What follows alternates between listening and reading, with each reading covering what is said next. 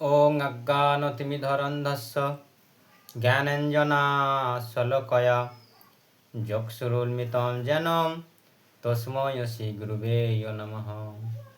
শ্রীচৈতন্যমনোভীষ্ট স্থাপিतं যেন ভূতলে স্বয়ং রূপং কদা মহদি দদাতি স্বপ্নপদান্তিকम्। বন্দে অহং শ্রীগুরুन् শ্রীযুতপদকমলং শ্রীগুরুবৈষ্ণবং চ শ্রীরূপং সাগ্রজাতং সহগণ রঘুনাথায়তং তং সজীবং সাদ্বৈতং সাবধূতং পরিজনসহিতং কৃষ্ণ চৈতন্য দেবং শ্রী রাধা কৃষ্ণ পাদান সহগণ ললিতা শ্রী বিশাখান্বিতাং চ। নমো বিষ্ণুপদায় কৃষ্ণপ্রেষ্ঠায় ভূতলে শ্রীমতে জয় পতাকা স্বামিনীতি নামিনে। নমো আচার্য পদায় নিতাই কৃপা পদায়িনে গৌর কথা ধামোদায় নগর গ্রাম তারিণে। নমো বিষ্ণুপদায় কৃষ্ণপ্রেষ্ঠায় ভূতলে শ্রীমতে ভক্তিবেদান্ত স্বামিনীতি নামিনে। নমস্তে সরস্বতী দেবে গৌরবাণী প্রচারিণে নির্বিশেষ শূন্যবাদী পাশ্চাত্য দেশতারিণে। হে কৃষ্ণ করুণা সিন্ধু দীনবন্ধু জগৎপতে গোপীশে গোপিকা কান্ত রাধাকান্ত নমস্তুতে। তপ্ত কাঞ্চন গৌরাঙ্গী রাধে বৃন্দাবনেশ্বরী বিশ্বভানুসুতে দেবী প্রণমামি হরিপ্রিয়ে। বাঞ্ছা কল্পতরুভ্যশ্চ কৃপা সিন্ধুভ্য এব চ পতিতানাং পাবনেভ্যো সকল বৈষ্ণবেভ্যো নমো নমঃ। জয় শ্রীকৃষ্ণ চৈতন্য প্রভু নিত্যানন্দ শ্রী অদ্বৈত গদাধর শিবাসাদি শ্রী গৌর ভক্তবৃন্দ। হরে কৃষ্ণ কৃষ্ণ কৃষ্ণ হরে হরে হরে রাম রাম নাম হরে হরে। নারায়ণ নমস্কৃত্য নরং চৈব নরোত্তমং দেবী সরস্বতী ব্যাসং ততো জয়মুদীরয়ে। ওং নমো ভগবতে বাসুদেবায় ওং নমো ভগবতে বাসুদেবায়। হরে কৃষ্ণ। আজকে একটা খুব সুন্দর ক্লাস আলোচনা করব। এই আলোচনা বিষয় দিয়ে আপনারা এই ক্লাসের মধ্যে দিয়ে অনেক কিছু জানতে পারবেন। আজকের ক্লাসের মূল যে সার সেটি হলো গঙ্গা দেবী বা গঙ্গা এই মর্ত্যলোকে আসার কারণ কি, উনি এই মর্ত্যলোকে এলেন কেন, আর শান্তনুর জন্ম কাহিনী বা জন্ম বৃত্তান্ত। তো এই বিষয় নিয়ে আমি কয়েকটা ক্লাস আলোচনা করব। যদি এই কথাগুলি জানা দরকার, তো আপনারা থাম্বনেল দেখেছেন, থাম্বনেল দেখে আপনাদের মনে আগ্রহ হয়েছে যে এই কথাগুলো শোনা দরকার। তো ঠিক আছে, কোনো ব্যাপার নেই। আপনারা যখন ক্লাসটি জানার জন্য থাম্বনেল দেখে ভিডিওটি যখন প্লে করেছেন, অবশ্যই আমি সেই সব কথা বিস্তারিত আজকে এই ক্লাসে আলোচনা করব। তো আমি গ্রন্থ থেকে দেখে দেখে বলবো। খুব সুন্দর একটা ক্লাস, খুব বড় ক্লাস। তো আপনারা আনন্দ পাবেন, অনেক কিছু জানতে পারবেন। শুনুন কথাগুলি, খুব সুন্দর কথা। এই রাজা জন্মেঞ্জয়, এই জন্মেঞ্জয় কে জানেন? এই জন্মেঞ্জয় হচ্ছেন মহাভারতের যে অর্জুনকে অবশ্যই চেনেন। এই অর্জুনের ছেলে হচ্ছে অভিমন্যু। এই অভিমন্যুর ছেলে হচ্ছে পরীক্ষিত মহারাজ। এই পরীক্ষিত মহারাজের ছেলে হচ্ছে জন্মেঞ্জয়। দেখুন কি সুন্দর সূত্র। অর্জুনের ছেলে অভিমন্যু, অভিমন্যুর ছেলে হচ্ছে পরীক্ষিত মহারাজ, এই পরীক্ষিত মহারাজের ছেলে হচ্ছেন জন্মেঞ্জয়। এই জন্মেঞ্জয় সাপেদেরকে নিধন করে দেওয়ার জন্য একটা বিশাল যজ্ঞ আয়োজন করেছিলেন তিনি। তো যে যজ্ঞ এমনভাবে শুরু করেছিলেন, সমস্ত এই মর্তলোকে যত সাপ ছিল সেই যজ্ঞের এসে হাওয়ার গতিবেগে উড়ে এসে সেই যজ্ঞের আহুতি মতো পড়ছিল আর যজ্ঞে পুড়ে ছারখার হয়ে গেছিল। সেই জন্মেঞ্জয়ের মানে কি বলবো, সেই যজ্ঞের আহুতিতে। তো তিনি এমন সাধু, এমন মুনি ঋষিগণদেরকে ডেকে এনেছিলেন। তিনি কেন এই যজ্ঞ করেছিলেন, তিনি কেন সাপদেরকে নিধন করতে চাইছিলেন, একটু ছোট করে বলি ক্লাস শুরু করার আগে। পরীক্ষিত মহারাজ অভিশাপগ্রস্ত হয়েছিল। একবার শিকারে গিয়েছিলেন জঙ্গলে। শ্রমিকের পুত্র সিংহমণি, ওই সিংহমণি অভিশাপ দিয়েছিলেন, না সরি সিংহের মণি পুত্র শ্রমিক। এই সিংহের মণি পুত্র শ্রমিক অভিশাপ দিয়েছিলেন। ওনার বাবা যখন পরীক্ষিত মহারাজ জল তেষ্টার জন্য একটা আশ্রমে ছুটে গিয়েছিলেন, তো দেখেছিলেন ওনার বাবা সিংহমণি ধ্যানস্থায়ী অবস্থায় রয়েছেন। তো দেখলেন উনি কি সমাধির ভান করছে, না সত্যি কি সমাধি অবস্থায় আছেন। আমি এত কষ্ট করে জল চাইছি, আমাকে জল দিচ্ছে না, আমি এই পৃথিবীর রাজা, তা রাজার কি কোনো সম্মান নেই। তা তাই অনেকক্ষণ চেষ্টা করে যখন দেখলেন যে কোনো কথা বললেন না, তখন সেই পরীক্ষিত মহারাজ একটা মৃত সাপ তার ধনুক বাণের ডগা করে নিয়ে তার গলাতে দিয়ে চলে গেলেন, বলছেন এইটাই তোমার উপযুক্ত পাওয়া, আমার মতো রাজাকে ছলনা বা আমার সাথে এরকম, তো তোমার এইটাই উপহার। তো দিয়ে যখন তিনি বাড়ি চলে গেলেন, ওনার পুত্র শ্রমিক যখন এসে দেখলেন আমার বাবার গলাতে সাপ, এরকম ঋষি মুনির কোনো সম্মান নেই, তো উনি কী করলেন, সেটা দেখে একটা নদীতে গিয়ে হাতে জল তর্পণ করে নিয়ে তিনি অভিশাপগ্রস্ত করলেন, যেই এই কাজ করেছে তার যেন 7 দিনের মধ্যে তক্ষক নাগ সাপে দংশনে মৃত্যুবরণ হয় বা মৃত্যু হয়ে যায়। অভিশাপ দিলেন 7 দিনের মধ্যে যেন সাপে কেটে ওনার মৃত্যু হয়। সেই শ্রমিক অভিশাপ দিলেন। তিনি বাবার শিক্ষায় শিক্ষিত ছিলেন, অত্যন্ত পাওয়ারশালী ছিলেন, কাজে লেগে গেছে সেই অভিশাপ। তো বাবার যখন এরকমভাবে দেহাত্যাগ হয়, তার ছেলে জন্মেঞ্জয় অত্যন্ত ক্রোধ অবস্থায় রেগে যায়। আমার মতন প্রতাপশালী, আমার মতন বাবার মতন প্রতাপশালী, আমার বাবার মতন একজন ধর্মিষ্ঠ ব্যক্তির এই রকম অবস্থা, এমনভাবে সাপে কাটবে বা কেটেছে, উনি ক্রোধ অবস্থায় উনি যজ্ঞ করতে আরম্ভ করেন, যেমন আমি একটা যজ্ঞ করব যে এই মর্তলোকে কোনো সাপই থাকবে না, তো আমি সেই সাপদেরকে সব শেষ করে দেব। তো এই মনোভাবনা নিয়ে তিনি সেই জন্মেঞ্জয় একটা বিশাল যজ্ঞ করেছিলেন, আপনারা ভাগবতমে পাবেন। তো যাই হোক, তো সেই জন্মেঞ্জয়ের আজকে একটা ছোট্ট ক্লাস আলোচনা করব, আপনারা শুনতে পাবেন বা শুনবেন, দেখুন শুনুন। রাজা জন্মেঞ্জয় মুনিকে অনুরোধ করে গঙ্গার মত্ত আসার কথা বিস্তারিত বললেন। ঠিক আছে, রাজা জন্মেঞ্জয়, ওনার বাবা রাজা ছিলেন, উনিও রাজা।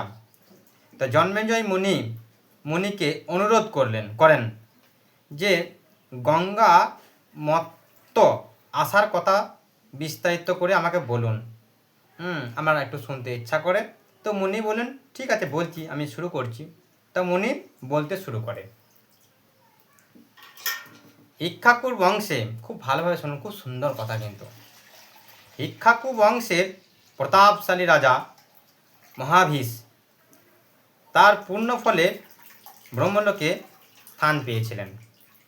একদিন ব্রহ্মার সবাই দেব ঋষিদের মাঝে গঙ্গা দেবী উপস্থিত হন। একটা বৈঠক হচ্ছিল সেই ব্রহ্মলোকে, সেখানে দেব দেবী ঋষিগণ আদি সবাই ছিলেন। হঠাৎ করে গঙ্গা সেখানে এসে উপস্থিত হন, কিন্তু হঠাৎ বাতাসের বেগে, মাথা যে এত আওয়াজ করলে হয়, ক্লাস হচ্ছে তো, হঠাৎ বাতাসের বেগে গঙ্গার বসন কিছুটা সরে গেল। আপনারা বুঝতেই পারছেন, কিছুটা বসন সরে গিয়েছিল। উপস্থিত সবাই লজ্জায় মাথা নিচু করে নেন, যেহেতু ওই ব্রহ্মা সবাই অনেক মহান মহান ব্যক্তি ছিলেন, ঋষিগণ ছিলেন, দেবগণ ছিলেন, তারা হঠাৎ করে মাথা নিচু করে নেন। কিন্তু রাজা মহাবিষ মগ্ন হয়ে অপলক দৃষ্টিতে গঙ্গার দিকে তাকিয়ে থাকেন। গঙ্গার দৃষ্টি রাজার দিকে পড়ে। গঙ্গাও কিন্তু দেখলেন যে ওই রাজা আমার দিকে তাকিয়ে আছে, ওনার দৃষ্টি কিন্তু রাজার দিকে পড়ে। ব্রহ্মা এতে ক্রোধ হয়ে বললেন, ক্রোধ করলেন, ব্রহ্মা ওই দৃষ্টিটা দর্শন করেছিলেন, তার জন্য তিনি ব্রহ্মা ক্রোধ হয়েছিল। ক্রোধ হয়ে বললেন, স্বর্গে এসেও তুমি মানুষের মতো আচরণ করলে। সে রাজাকে বলল, তুমি স্বর্গে এসেও মানুষের মতো আচরণ করলে, তাই তোমাকে আবার মর্ত্যলোকে বা পৃথিবীতে গিয়ে জন্মগ্রহণ করতে হবে। অভিশাপ দিল ব্রহ্মা।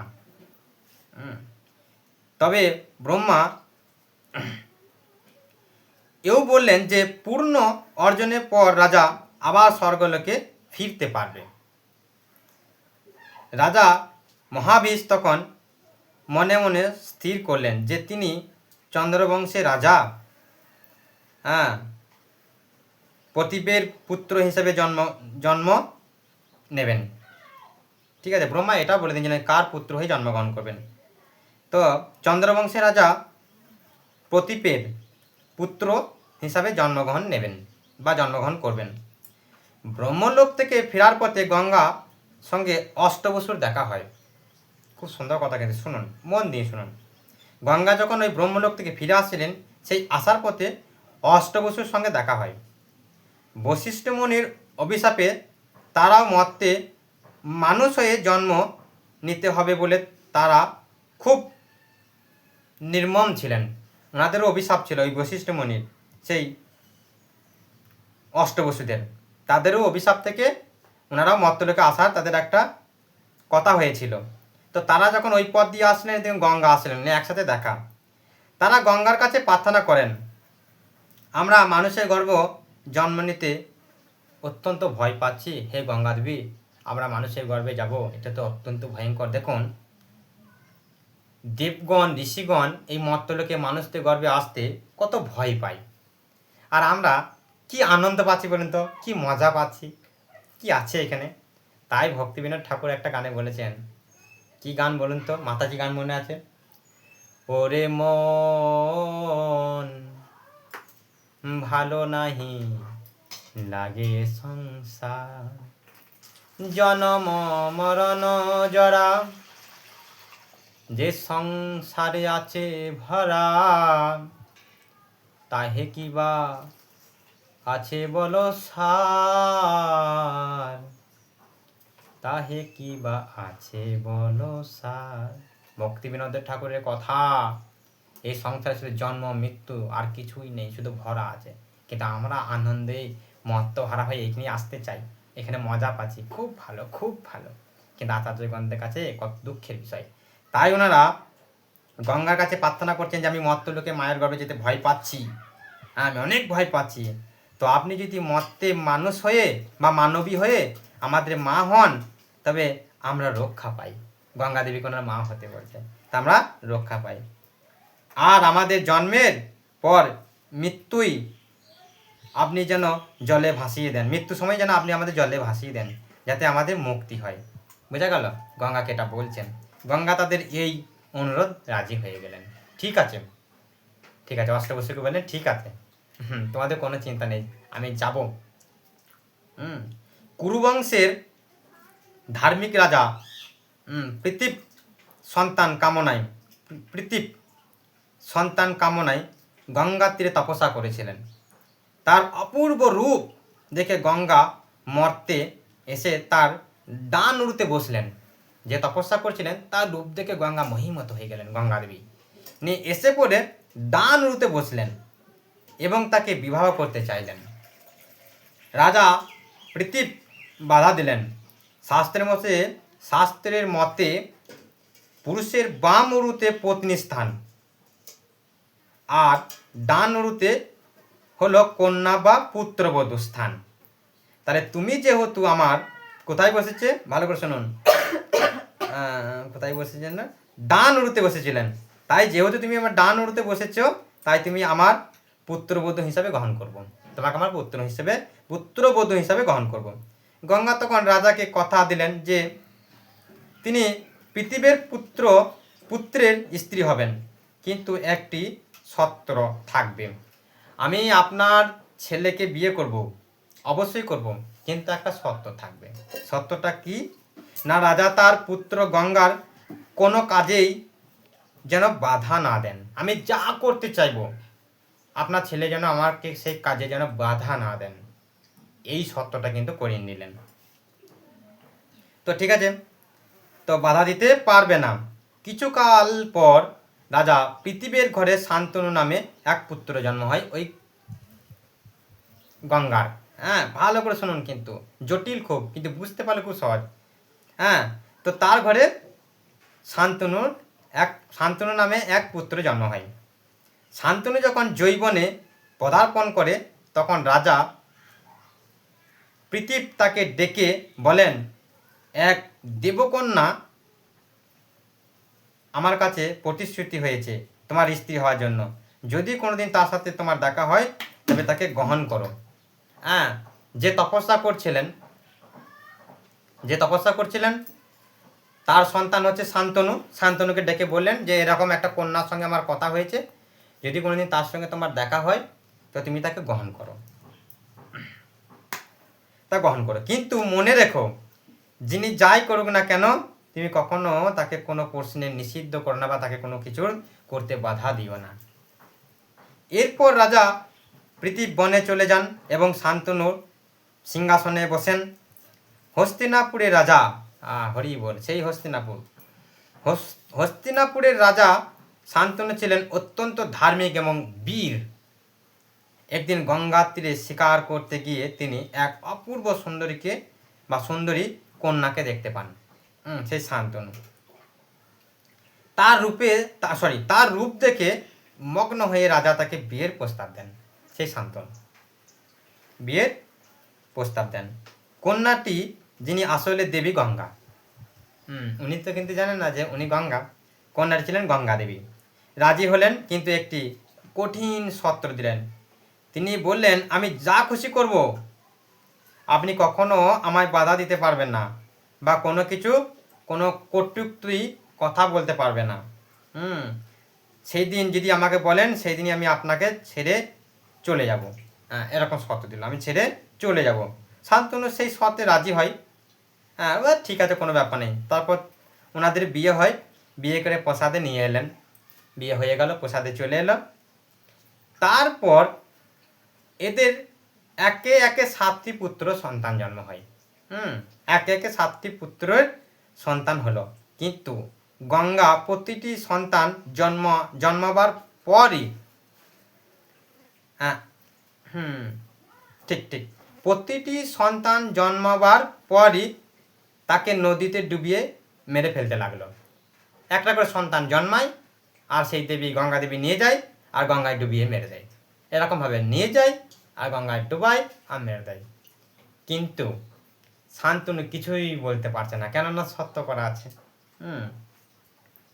তো ঠিক এরকমভাবে কোথায় পড়ছিলাম, ডুবিয়ে মেরে ফেলতে লাগলো। আসলে এই সন্তানরা ছিল সেই অভিশপ্ত অষ্টবসু, যারা বশিষ্ঠ মুনির শাপে মর্তে জন্ম নিয়েছিল এবং গঙ্গার কাছে প্রার্থনা করেছিলেন যাতে জন্মের পরই তিনি তাদের মুক্তি দেন। রাজা শান্তনু প্রচণ্ড শোক পেলেও সত্য ভঙ্গের ভয়ে গঙ্গাকে কিছুই বলতে পারত না, যদি সে পালিয়ে যায়। তা যখন অষ্টবসু পুত্র ভবিষ্যতে ভীম, ভালো করে বুঝুন, কিন্তু যখন অষ্টবসু পুত্র ভবিষ্যতে ভীম জন্মায়, গঙ্গা তাকেও জলে বিসর্জন দিতে গেলে একবার রাজা তার ধৈর্য ধরে রাখতে পারলেন না, এরপর আমি কিছু বলবোই আমার স্ত্রীকে। তো তো তিনি গঙ্গাকে মায়াবাদী এবং নিষ্ঠুর বলে তিরস্কার করলেন এবং সন্তানকে রক্ষা করলেন। সেই সন্তানটিকে, লাস্ট সন্তানটিকে যেটাকে ডুবাতে যাচ্ছিলেন, তখন সেই সন্তানকে রক্ষা করলেন। আর বাজে কথা বলে বা নিষ্ঠুর তিরস্কার করে তাকে সত্য ভঙ্গ করে দিয়ে এলেন। তো সত্য ভঙ্গ হওয়ার গঙ্গা নিজের পরিচয় দিলেন যে দেখো আমি কে, কেন তোমার মানে তোমাকে বিবাহ করলাম, কেন তোমার কাছে আমি স্ত্রী রূপে এলাম। তো গঙ্গা নিজের পরিচয় দিলেন এবং চলে যাওয়ার আগে রাজাকে পুরো ঘটনাটি বুঝিয়ে বললেন। গঙ্গা জানালেন কেন তিনি এরকম করছিলেন। একবার 8 জন বসু দেবতা তাদের স্ত্রীদের নিয়ে বশিষ্ঠ মুনি আশ্রমে গিয়েছিলেন। সেখানে বশিষ্ঠের অলৌকিক গাভী মানে মায়াবাদী, মানে একবারে অপূর্ব, মানে যেটা সম্ভব নয় সেটাও করে সেই গাভীরা। এরকম অলৌকিক গাভী নন্দিনীকে দেখে এক বসুর স্ত্রী সেটি পাওয়ার ইচ্ছা করে। অষ্টবসুর মধ্যে যে কোনো একটা বসুর স্ত্রী সেই গাভীটিকে ইচ্ছা করে পাওয়ার, আমার ওই গাভীটা লাগবে, আমাকে এনে দাও। হ্যাঁ, এরকম স্ত্রী পাল্লায় পরে অনেকজন অনেক অন্যায় করেছে। একবার দেবরাজ ইন্দ্র করেছিলেন কৃষ্ণের সঙ্গে ঝামেলা, সে পারিজাত ফুল নিয়ে। তো ঠিক ইনিও তাই একই অবস্থা। তো তার স্ত্রী অনুরোধ করেছিলেন ওই গাভীটা আমার লাগবে। তো স্ত্রীর অনুরোধে বসুরা সেই গাভীটিকে চুরি করে, বুঝলেন তো, চুরি করেন। মুনি বশিষ্ঠ ধ্যানে বসে সব জানতে পারলেন, এই ব্যাপার। তিনি অভিশাপ দেন যে তাদের মানুষ হিসাবে মর্তে জন্ম নিতে হবে, তারা আবার মনুষ্যকুলে জন্মগ্রহণ করবে, এই অভিশাপ দিয়ে দিল। বসুরা ক্ষমা চাইলে মুনি বলেন যে 7 জন বসু জন্মের পরেই মুক্তি পাবে, কিন্তু যে প্রধান অপরাধী, দেখুন লাস্ট সন্তানটাকে কিন্তু গঙ্গা মারতে পারেনি, অভিশাপ মানে সেই যে সত্য ছিল ভঙ্গ করে দিল, শান্তনু কথা বললেন, তিরস্কার করলেন, এই লাস্ট সন্তানটাকে মারতে পারলেন না। কেন মারতে পারলেন না, কারণটা শুনুন। তো বসুরা যখন ক্ষমা চাইলেন মুনির কাছে, মুনি 7 জন বসুর জন্মের পরই মুক্তি পাবেন এই কথা বলে দিলেন, কিন্তু যে প্রধান অপরাধী 2 জন নামক বসু, দুর্য নামক বসু, তাকে দীর্ঘকাল পৃথিবীতে বেঁচে থাকতে হবে, এই একটা কথা ছিল। কিন্তু গঙ্গা রাজাকে শান্ত করে বললেন এই 8ম পুত্রটি আসলে সেই বসু। এখন আমি একে নিয়ে যাচ্ছি, বড় করে তুলে পরে আপনার কাছে ফিরিয়ে দেব বা ফিরিয়ে দিয়ে যাব। এই বলে গঙ্গা অন্তর্হিত হলেন এবং রাজা শান্তনুর অত্যন্ত দুঃখ ভারাক্রান্ত মনে গভীর দুঃখ সঙ্গে তিনি প্রাসাদে ফিরে গেলেন। এই হচ্ছে শান্তনু জন্ম বৃত্তান্ত এবং গঙ্গা এই মর্ত্যলোকে আসার মেন কারণ এই অষ্টবসুকে উদ্ধার করার জন্য বা মুক্তি দেওয়ার জন্য। ওনারা প্রার্থনা করেছিলেন মা হওয়া, মানে গঙ্গাকে বলেছিলেন আপনি আমার মা হবেন, আর মা হলে আপনার মতন মা পেলে আমরা সঙ্গে সঙ্গে জন্ম করেই যেন মুক্তি পাই তেমন কিছু করবেন। তো কথা দিয়েছিলেন, গঙ্গা নিজেই সেই ব্রহ্ম লোক থেকে পার করে সে আসছেন তিনি তার সন্তানকে উদ্ধার করার জন্য। বোঝা গেল? তা হরে কৃষ্ণ তার সন্তানকে উদ্ধার করার জন্যই গঙ্গার এই মর্ত্যলোকে আসা। হরিবল। যদি ক্লাসটি খুব ভালো লাগে অবশ্যই লাইক এবং সাবস্ক্রাইবার করবেন এরকম আরও সুন্দর সুন্দর ভিডিও পেতে। তো হরে কৃষ্ণ, একবার সবাই মিলে বলুন হরে কৃষ্ণ কৃষ্ণ কৃষ্ণ হরে হরে, হরে রাম রাম রাম হরে হরে। জয় জগৎগুরু শ্রীল প্রভুপাদ কি জয়।